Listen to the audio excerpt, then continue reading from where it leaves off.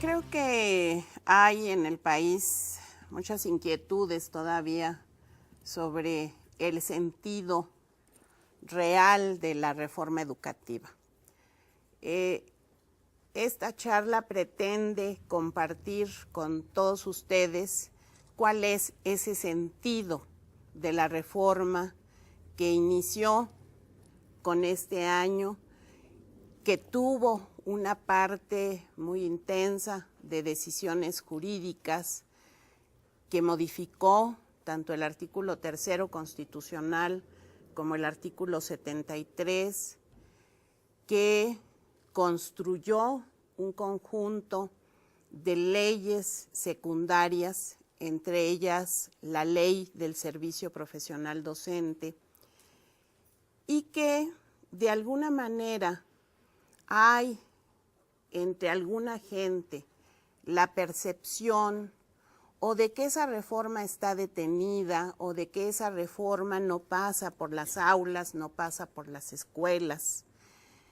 Y hemos querido conversar el día de hoy con ustedes sobre cuál es el sentido profundo de los cambios legales, pero también de los cambios concretos, específicos, que se están haciendo en las escuelas. Nos importa mucho que ustedes, como la autoridad más cercana a la escuela, transmitan a sus directores, transmitan a sus maestros, transmitan a las familias cuál es el sentido de esta reforma, qué es lo que el gobierno federal, qué es lo que los legisladores, qué es lo que la Secretaría de Educación Pública están pensando y realizando en este sentido. La primera reflexión tiene que ver con el carácter de la reforma. Se ha dicho mucho, hay quien afirma con toda contundencia que esta no es una reforma educativa. Desde la Secretaría de Educación Pública, por el contrario, afirmamos contundentemente que esta sí es una reforma educativa. Y lo es porque busca hacer realidad el mandato que hoy está en el artículo 3, que es que la educación que se brinde a los niños y jóvenes del país sea de calidad. Es la primera vez en toda nuestra historia que en el texto constitucional se nos expresa con todas sus letras que además de ser laica, gratuita, obligatoria, hoy la escuela tendrá que ofrecer una enseñanza de calidad. Porque la reforma está hecha para responder a esto. Es que decimos que estamos en la presencia de una reforma de carácter educativo, que busca efectivamente la eficacia en el aprendizaje. Se debate mucho y es objeto de muchas disquisiciones si el término calidad es adecuado, si el término calidad lo tomamos prestado de las empresas y entonces estamos queriendo hacer de la educación una especie de empresa y guiándonos por criterios que están fuera de lo educativo. Aquí hay que decir que no hay nada de eso. La calidad la estamos entendiendo muy simplemente como la eficacia en el aprendizaje. Es decir, como la posibilidad de que la escuela cumpla con su misión. Y su misión es precisamente esa, que cada uno de los estudiantes logre los aprendizajes esperados. No hay que darle vueltas al término de calidad, esa es la calidad. Y si queremos buscarle atributos, esos atributos están muy claramente expresados e invito a que volvamos a leerlo en el artículo 3 y en el artículo 7 de la Ley General de Educación. Ahí están ya esos atributos muy específicos que buscamos y que ha buscado nuestro país a lo largo de muchos años y de mucho tiempo. Esta es, pues, una reforma enfocada en el logro de la calidad, pero es también una reforma que está plenamente convencida de que la calidad, es decir, la eficacia en el aprendizaje solo para unos cuantos, no es una real calidad. Una calidad donde solo aprenden ciertos sectores de la población, donde aprenden los regulares, esa es una calidad no digna de ese apelativo. Para que la calidad lo sea de manera plena, tiene que tener inclusión y tiene que tener equidad como sus atributos colaterales.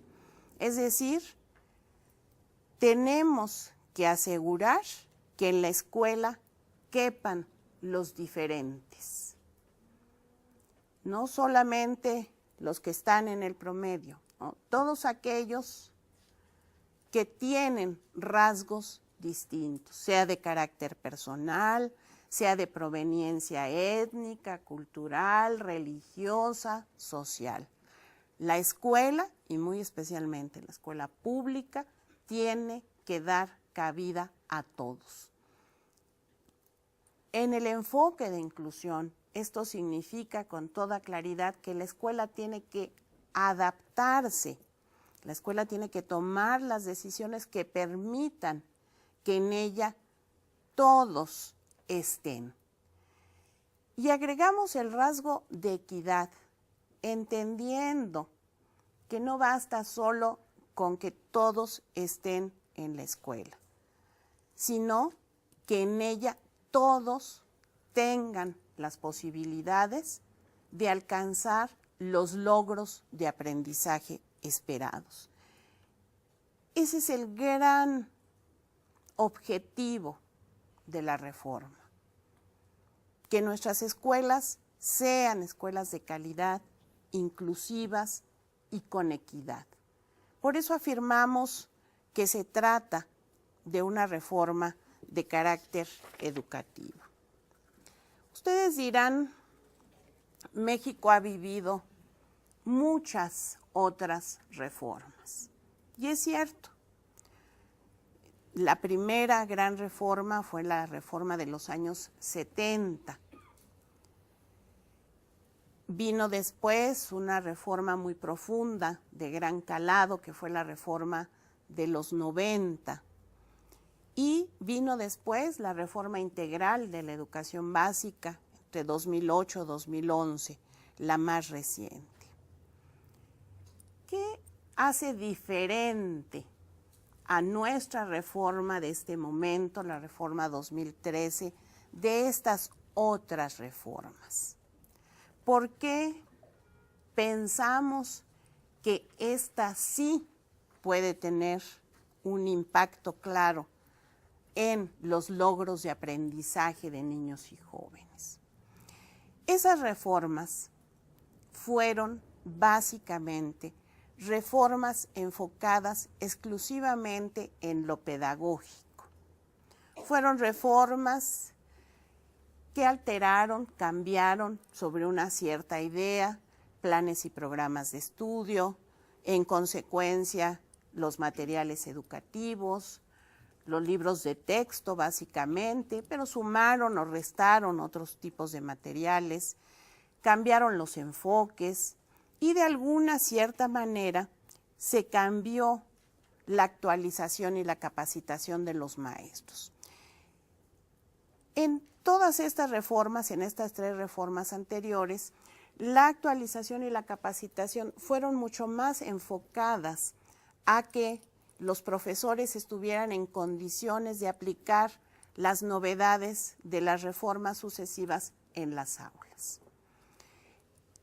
La reforma de 92-93 tuvo una parte distinta que la destaca de entre estas otras, que fue la federalización del servicio educativo.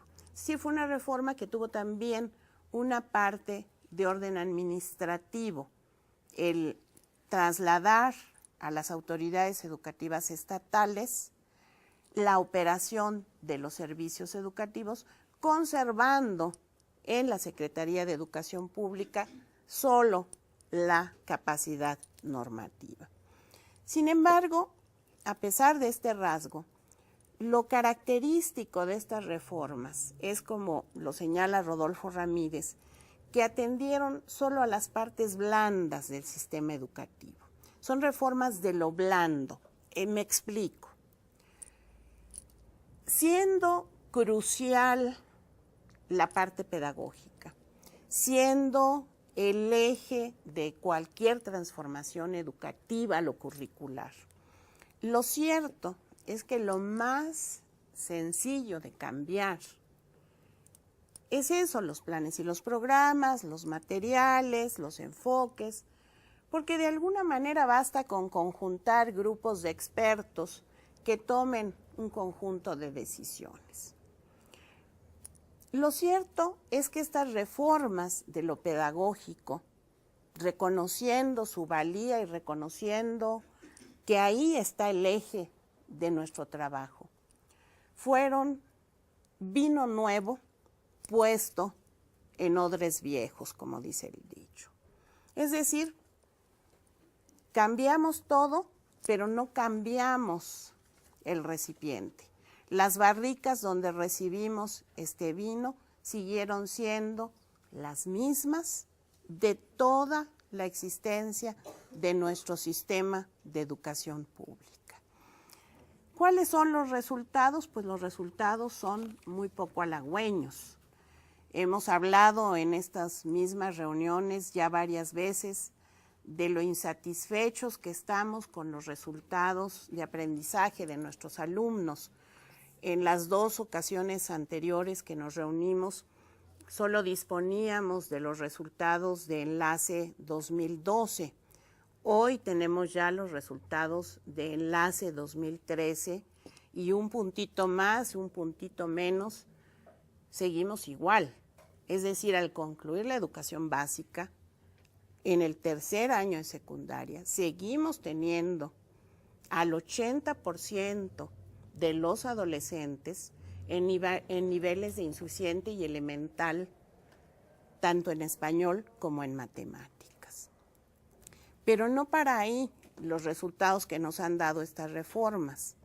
Tenemos también, y ese es un problema que hemos discutido y analizado con ustedes desde el inicio de estas reuniones, escuelas totalmente copadas por demandas de muy diverso orden. Escuelas dispersas que sirven para todo, pero donde este servicio a esas demandas externas da por resultado que no tengamos el foco puesto en lo que realmente importa, que es en el aprendizaje de los alumnos y muy específicamente en el trabajo sobre los contenidos establecidos en los planes y programas de estudio.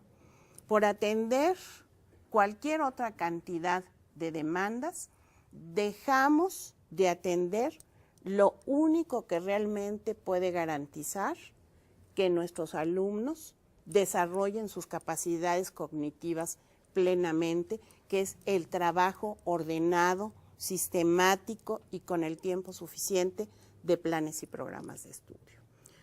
Pero acompañando esto, estas reformas nos han dejado también maestros en situación de desprofesionalización.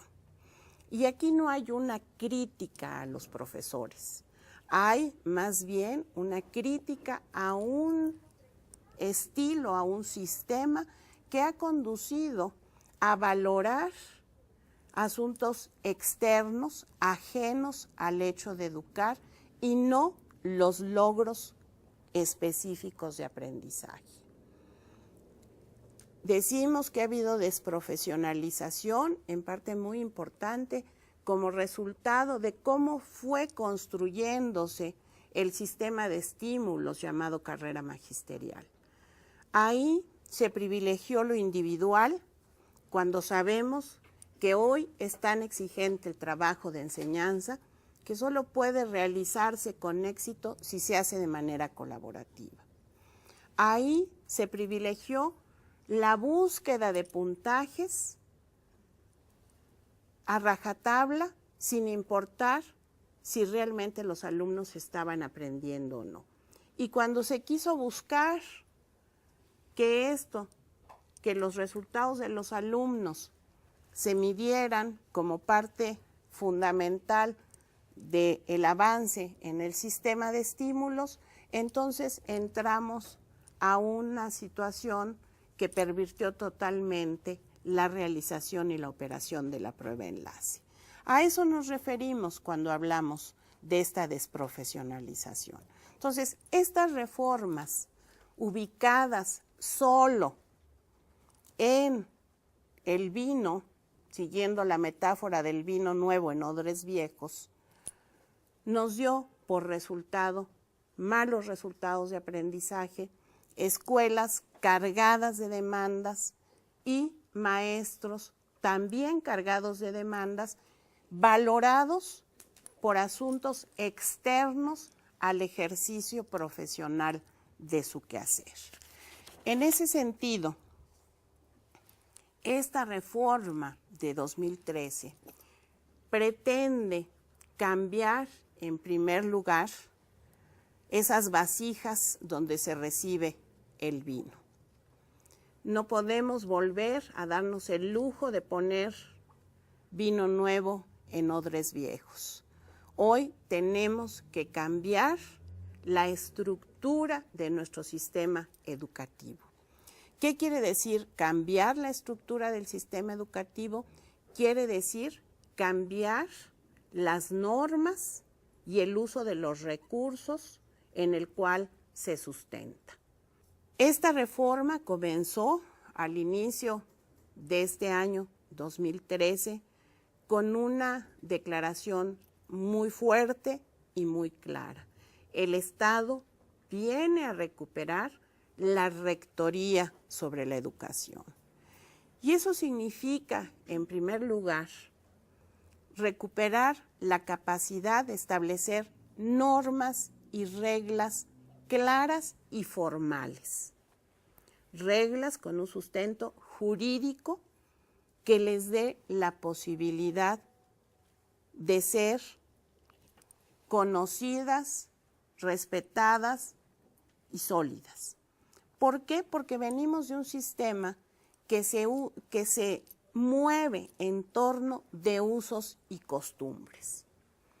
Usos y costumbres que resultan inapelables. No hay un tribunal al cual acudir a quejarse sobre los usos y costumbres. Sí hay tribunales a los cuales acudir cuando se viola una norma jurídicamente establecida. Recuperar la rectoría del Estado en educación quiere decir, en parte muy importante, recuperar la política de personal. Y quizá la palabra adecuada no sea recuperar, sino construir por vez primera una política clara de personal que no esté centrada más que en el aprendizaje y en la capacidad de los docentes de generar ese aprendizaje en las aulas. Esto significa entrar a una etapa donde lo que se valora del personal docente, directivo, de supervisión, de asesoría técnico-pedagógica, es su capacidad profesional. Y esto significa sus méritos, sus capacidades, su entrega, su decisión, su idoneidad, como lo plantea la ley. Idoneidad, en este caso, es capacidad de ejercer la función atribuida, la docencia, la dirección, la supervisión, con competencias claras para hacerlo. Normas y reglas que tienen que ser normas y reglas que ya están siendo normas y reglas basadas única y exclusivamente en esos rasgos de capacidad, compromiso. Estamos pasando a un momento donde no son ni las relaciones personales del maestro, ni son sus lealtades a ciertas causas, ni son asuntos casuísticos los que dan lugar a tener una plaza docente, a tener un ascenso, a tener un reconocimiento. Hoy, todo eso que ha marcado a través de los usos y costumbres nuestro sistema queda atrás. Y entramos a una etapa de reglas muy claras, donde lo único que cuenta es mi capacidad, mi desempeño, mi entrega, mi idoneidad. Esto nos lleva también a decir que estamos en un momento donde lo que más se valora es el desarrollo profesional docente. Hoy tenemos una ley de servicio profesional docente. Esa ley promueve precisamente este desarrollo y lo promueve con base en criterios de mérito y desempeño.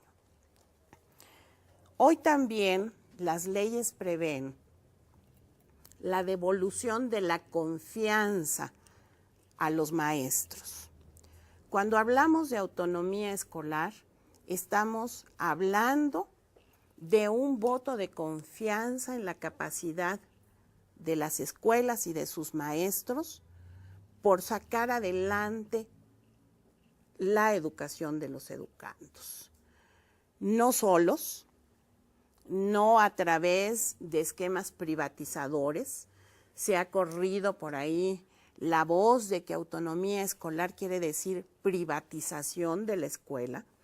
Yo aquí lo desmiento de forma categórica, eso es una mentira absoluta.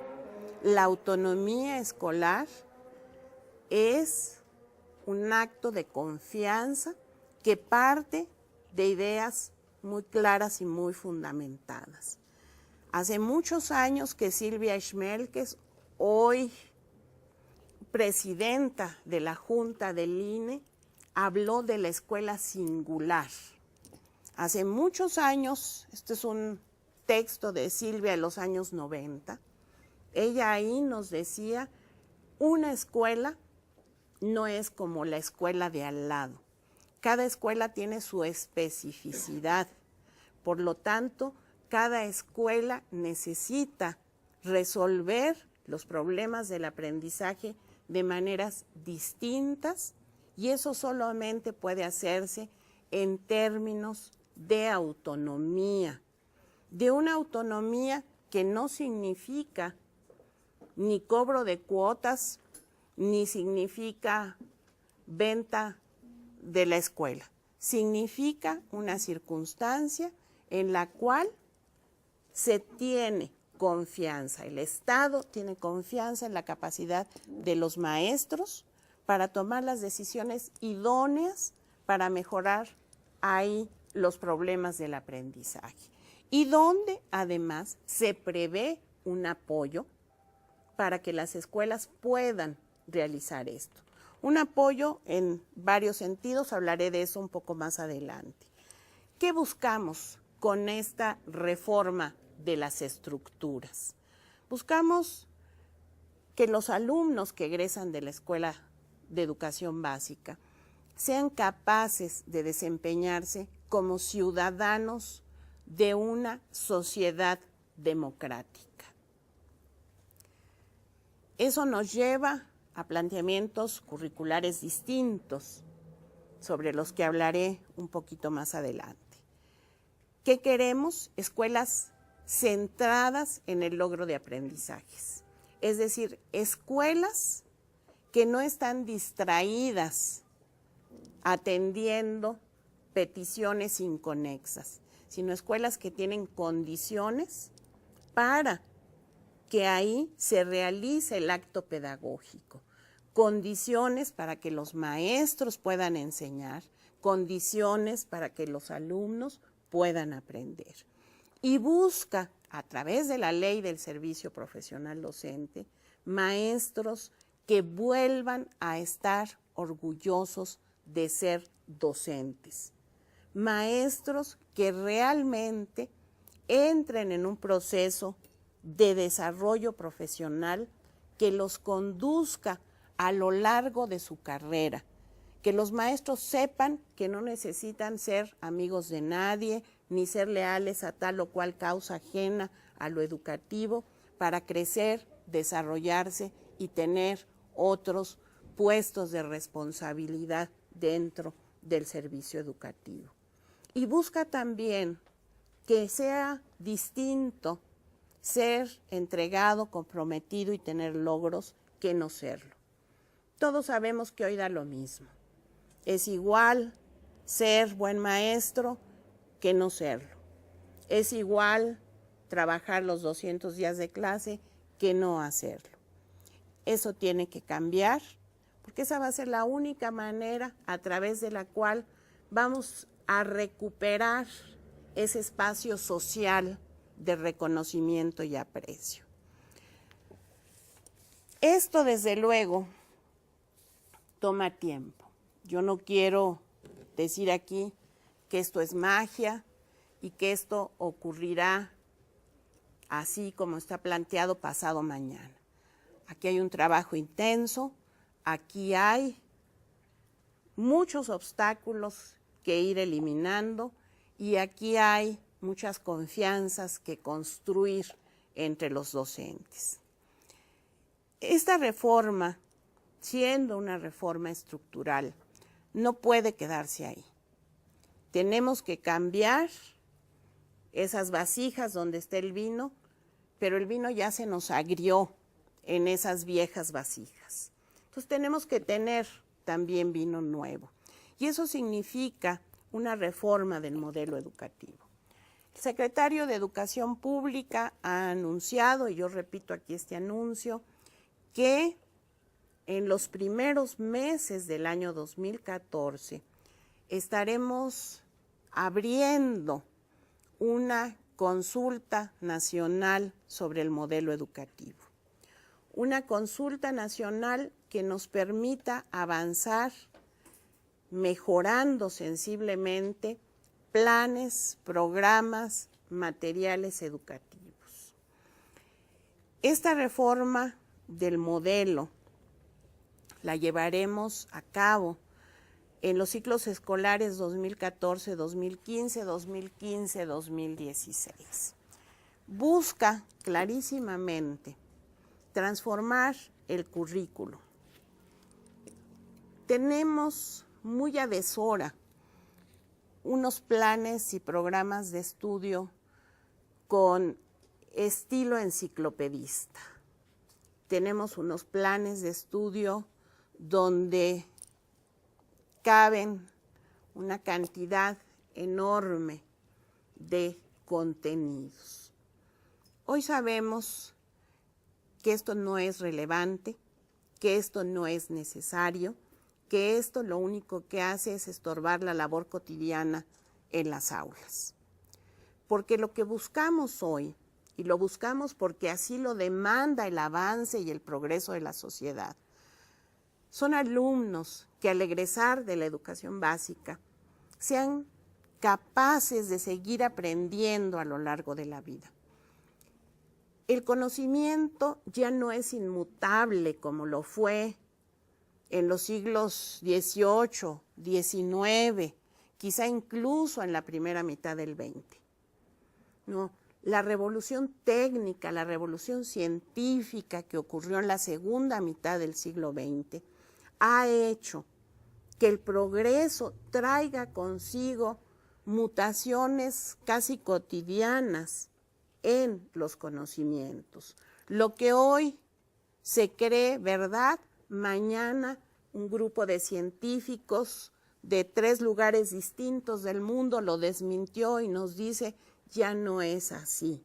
Eso que pensábamos con todos estos aparatos finísimos de los que hoy disponemos, resulta que no es tan científico, tan sólido como lo hemos creído a lo largo de 100 años. Bueno, no tiene ante este panorama ningún sentido que estemos formando a nuestros alumnos, aprendiéndose de memoria un montón de conocimientos que mañana no serán más que recuerdos. Lo que necesitamos hoy son alumnos dotados de los instrumentos para aprender. Eso implica que tenemos que cambiar nuestros planes y nuestros programas de estudio. Tenemos que tener, y vuelvo a citar a Silvia Schmelkes, un currículum centrado en los fines. Aquello que todo mexicano tiene que saber hacer y valorar.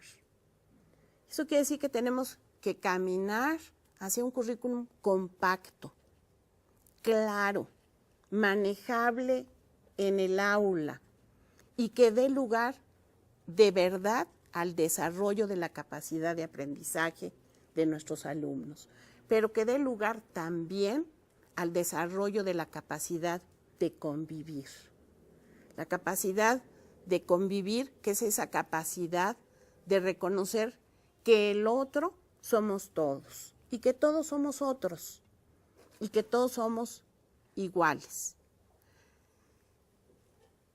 Ese es un trabajo, esta reforma del modelo educativo que tendremos que realizar juntos. En esta consulta del modelo educativo prevista, llegaremos a todas las escuelas.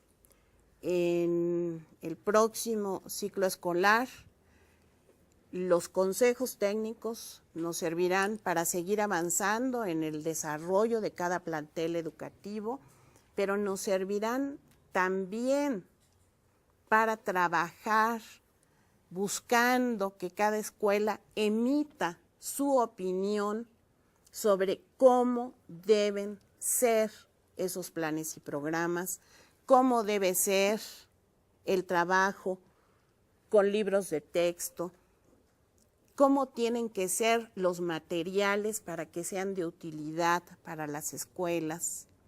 Trabajaremos también en algunas de las sesiones de consejo técnico en la revisión de los parámetros y los indicadores que servirán para la evaluación del desempeño docente. Los consejos técnicos escolares se vuelven así, además de ese espacio colaborativo que estamos construyendo, en un espacio de toma de opiniones de cada una de las escuelas. Aquí no hay experto más experto en los temas educativos que los maestros y las maestras. Yo invito desde ahora, puesto que no nos podremos ver ya en los meses de enero, porque esto empieza el 15 de enero, a que sean ustedes impulsores muy claros de que los consejos se den ese tiempo y ese espacio para discutir, analizar y emitir una opinión tanto sobre los temas relativos al modelo como sobre los temas referidos a los parámetros e indicadores de lo que constituye una buena práctica docente. ¿Qué es una buena práctica docente? Eso lo saben los maestros mejor que nadie. Por eso vamos a ir y les pedimos su apoyo decidido para que esta consulta sea real, tenga conclusiones y esas conclusiones nos las hagan llegar por los mecanismos que daremos a conocer en su momento. Así como buscamos un currículo nacional básico, buscamos también un currículo nacional del cual se pueda salir para enriquecerlo. Tenemos un país diverso, tenemos un país rico, tenemos un país con una heterogeneidad inmensa. Este currículum al que aspiramos debe permitir que cada entidad federativa, pero también cada región, cada escuela, pueda sumar, si es el caso, contenidos relevantes, contenidos locales, contextualizados, que respondan a esa idea de lo local, no para quedarnos en lo local, sino para salir de ahí a proyectar a nuestros alumnos hacia el gran horizonte que es lo universal. Pero para que logremos esta contextualización, tenemos un currículum básico, muy básico, muy claro, muy esbelto, muy sólido, para que sobre él se puedan desarrollar otras posibilidades. Quien lo pueda y cuando lo pueda.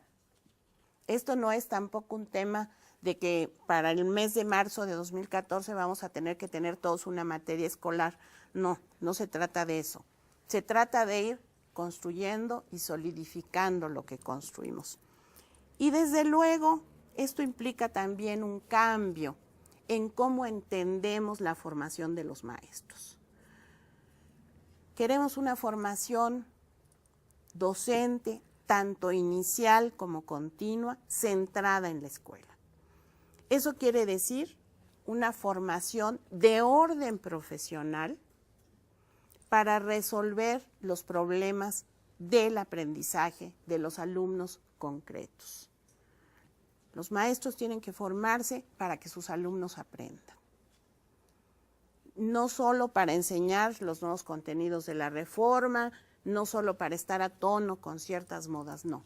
La formación docente es una formación docente que tiene que estar focalizada en el aprendizaje, en los estudiantes y en la realidad singular de las escuelas. ¿Qué herramientas tiene la reforma educativa para cumplir sus fines? La primera herramienta es precisamente el servicio profesional docente, que busca, como yo señalaba, el desarrollo de maestros, de directivos, de supervisores, para que su desarrollo esté centrado en el corazón de su profesión, que es el logro de aprendizajes.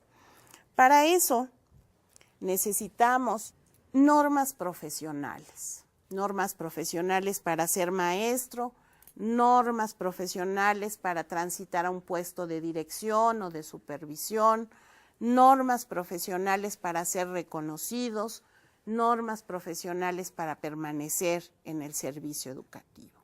Que reitero, son normas que refieren a la demostración de la competencia propia para ejercer estas funciones. Y esto pasa, evidentemente, por la evaluación del desempeño. Este es otro de los grandes mitos de la reforma. Es que ahora nos van a evaluar porque quieren castigarnos. Bueno, yo pregunto si ustedes evalúan a los estudiantes para castigarlos. Creo que no, que en la cabeza de ningún profesor sensato está evaluar para castigar. Evaluar, y todos los maestros lo sabemos, es parte del proceso de aprendizaje. Es ese momento donde miramos lo que se ha aprendido, cómo se ha aprendido, y determinamos lo que nos falta por aprender. Así como hacemos evaluación del aprendizaje de nuestros alumnos, los maestros como profesionales también aprendemos. Un profesional en cualquier disciplina, en cualquier profesión, aprende. Y al aprender necesita estos espacios de valoración de lo que está haciendo. Necesita saber si va bien o se regresa. También nosotros, como docentes, necesitamos saber, en cualquier función en que nos desempeñemos, si vamos bien o nos regresamos. Y si nos regresamos, es para seguir aprendiendo y hacerlo mejor. Una evaluación de desempeño es necesaria para saber si efectivamente estamos logrando nuestras metas profesionales. Es una evaluación de orden formativo. Es una evaluación que nos permite mejorar. Esta evaluación, y el INE, que es el responsable de estos temas, lo ha dicho con mucha claridad, no es solamente un examen de lápiz y papel, no es solo un examen de conocimientos. También va a haber examen de conocimientos, pero es sobre todo una evaluación de desempeño ante el grupo, ante las aulas. Y esto pone un reto fenomenal, porque implica que tenemos que tener evaluadores capacitados en un número suficiente para que puedan recorrer las escuelas del país, puedan estar por lo menos una semana en cada plantel y puedan conocer ese plantel, a sus maestros, a sus estudiantes, a sus padres de familia, para poder entonces establecer de verdad esa mirada global sobre el desempeño del maestro. Es una tarea fuerte, pero es una tarea que estamos construyendo juntos. Esos perfiles, parámetros e indicadores que servirán para establecer la base de la evaluación serán dialogados con el conjunto de los profesores, justamente para que reflejen lo que sí es la práctica docente y eliminen lo que no es ni puede ser la misma. Quiero detenerme un momento en el tema de la promoción y el reconocimiento. Debemos de dejar de pensar en estos temas de promoción y reconocimiento como lo hemos venido haciendo hasta ahora en carrera magisterial. Nuestro único referente para los temas de reconocimiento y promoción horizontal es carrera. Y en carrera los niveles han sido, ustedes lo saben mejor que yo, A, B, C, D, E. Y A, B, C, D, E no quieren decir nada más que hemos sido capaces de acumular puntos y pasar algunos exámenes con cierto éxito. Exámenes que son idénticos, que no hacen una diferencia entre lo que le aporta el profesor de nivel A al sistema educativo y lo que le aporta el de nivel E al sistema educativo. No es satisfactorio para muchos maestros capaces y competentes que el no capaz y competente esté en nivel E. Y eso lo sabemos, ha venido a descorazonar a muchos maestros, a hacerlos sentirse incómodos con su quehacer. Pensemos de otra manera lo que va a ser la promoción y el reconocimiento en este nuevo servicio profesional. Lo estamos construyendo, no es sencillo, porque tenemos que sacar de nuestra mirada carrera magisterial y empezar a pensar con una lógica distinta. Promoción y reconocimiento quiere decir promoción y reconocimiento por lo que hago bien en el aula. Promoción y reconocimiento debe querer decir qué le aporto a las aulas además de mi quehacer. Pongo un par de ejemplos. Hasta ahora, en muchas escuelas hay un bibliotecario que se hace cargo de la biblioteca escolar.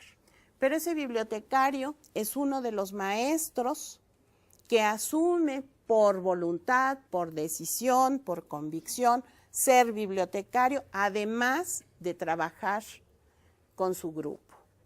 Esa función que hoy sabemos es indispensable para que en la escuela los libros se muevan, los libros formen parte del quehacer, no está reconocida en ninguna parte. Tú puedes ser bibliotecario durante muchos años y echarte a cuestas la biblioteca y hacer actividades de promoción y sentarte con los maestros a llevarles los mejores libros para los contenidos que están trabajando en ese momento y nadie lo reconoce.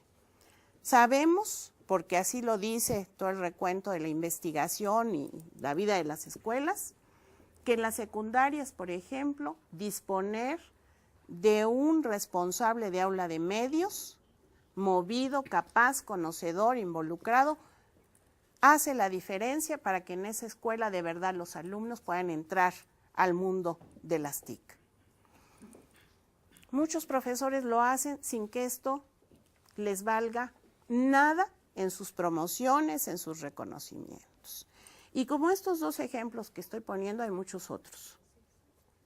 Bueno, hoy tenemos que lograr, y fíjense que digo lograr, es decir, es algo que estamos construyendo, que esta nueva carrera docente y sobre todo esas partes de reconocimiento y promoción valoren estas cosas que son útiles para la escuela y para el aprendizaje de los alumnos, y que esos gestos sean reconocidos a través de un sistema de ascensos y promociones horizontales que les permitan ganar mejor a aquellos que hacen esos gestos cotidianos que ayudan a que la escuela sirva.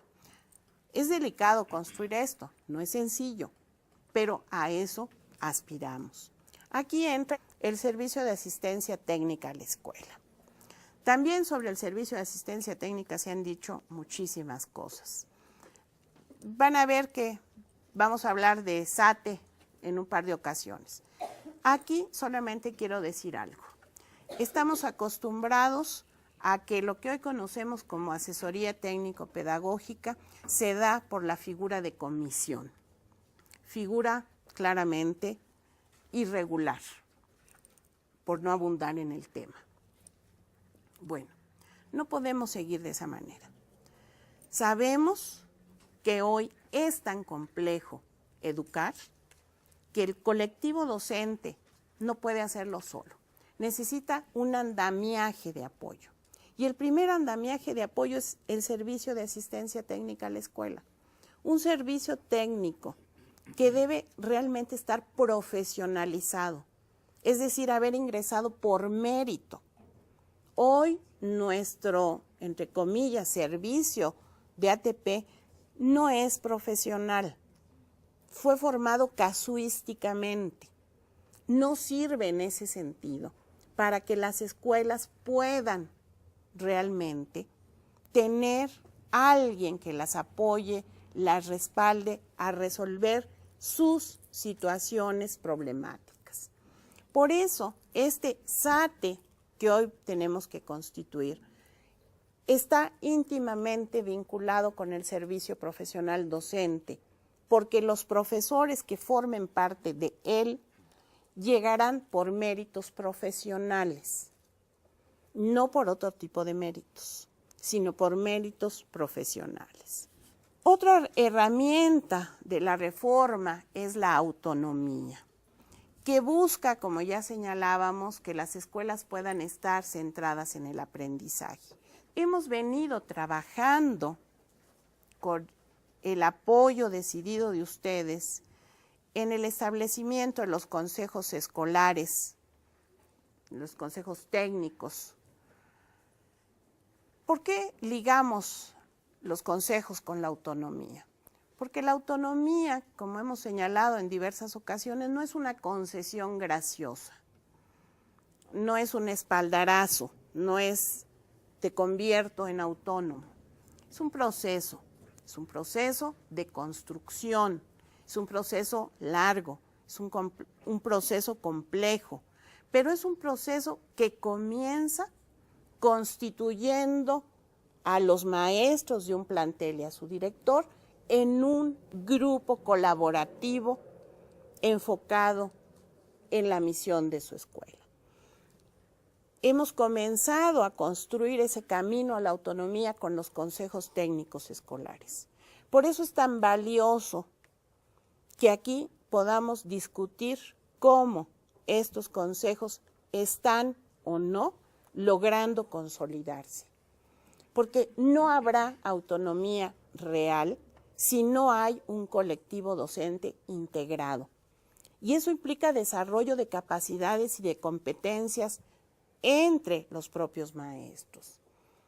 Para empezar, es la generación de condiciones de confianza. Tenemos que confiar profesionalmente en los otros. tenemos que ser capaces de establecer un diálogo, ese diálogo entre pares de profesión. Tenemos que ser capaces de escuchar, tenemos que ser capaces de dialogar, tenemos que ser capaces de ser tolerantes. Esas habilidades se construyen en la práctica cotidiana del consejo. Por eso el consejo es ese pie que nos permite salir hacia la autonomía. No sirve de nada que una escuela disgregada, que no se habla, llena de conflictos, incapaz de analizar los problemas de los alumnos junta, le digamos, eres autónoma. Eso no va a servir de nada.